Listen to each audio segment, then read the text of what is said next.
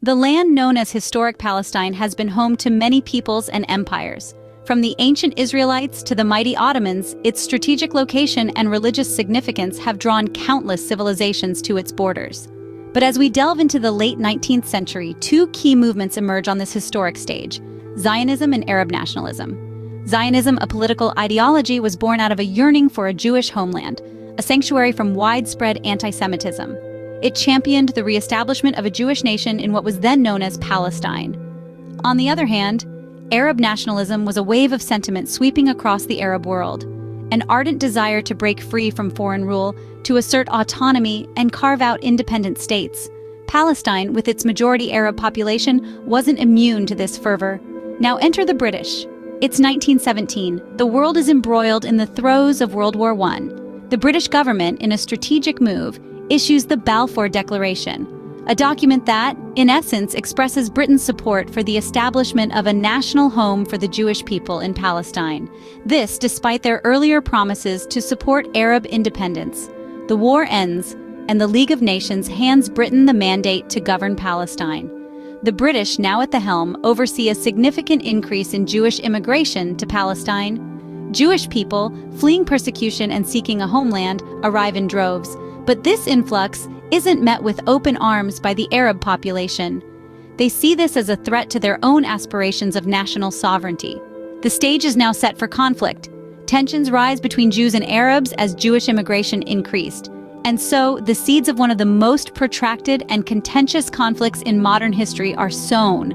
A conflict that continues to shape the geopolitics of the Middle East and the world, even today. In 1947, the UN proposed a partition plan.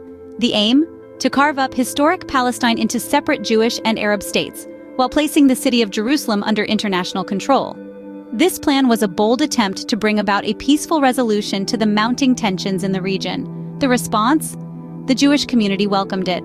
They saw it as a significant stride towards establishing their long-advocated homeland. However, the Arab community had a different take.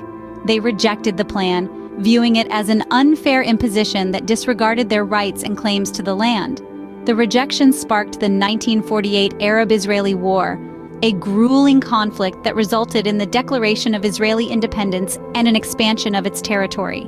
Meanwhile, an estimated hundreds of thousands of Palestinians were displaced, becoming refugees, a moment in history they refer to as the Nakba, or catastrophe. By the war's end, Israel declared independence and expanded its territory, while hundreds of thousands of Palestinians became refugees. In 1967, Israel fought neighboring Arab states in the Six-Day War. It was a conflict as swift as it was impactful, reshaping the political map of the Middle East in less than a week. In a stunning display of offensive strategy, Israel seized the West Bank from Jordan, Gaza, and the Sinai Peninsula from Egypt, and the Golan Heights from Syria. But perhaps the most significant acquisition was East Jerusalem, a city sacred to Jews, Muslims, and Christians alike, and a point of contention to this day. As a result of the war, Israel extended its territory considerably, marking a pivotal moment in the Israel-Palestine conflict. In the aftermath, the West Bank became a patchwork of Israeli settlements and Palestinian cities, and Gaza fell under the control of Hamas, blockaded by Israel.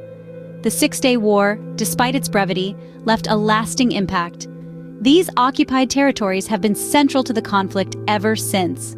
There have been several attempts at peace, a phrase that has echoed through the years, often followed by disappointment and frustration. One of the most noteworthy efforts was the Oslo Accords, which unfolded in the mid-90s. These accords were a series of peace agreements between Israel and the Palestine Liberation Organization. The primary objective? To establish a two-state solution, creating independent homelands for both Israelis and Palestinians. Ideally, the Oslo Accords were supposed to be a path to peace. They were supposed to pave the way for mutual recognition, cooperation, and a peaceful coexistence.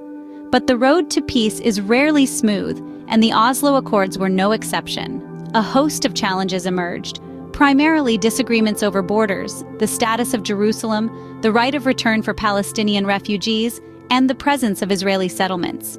Each topic, a tinderbox of emotions and historical grievances.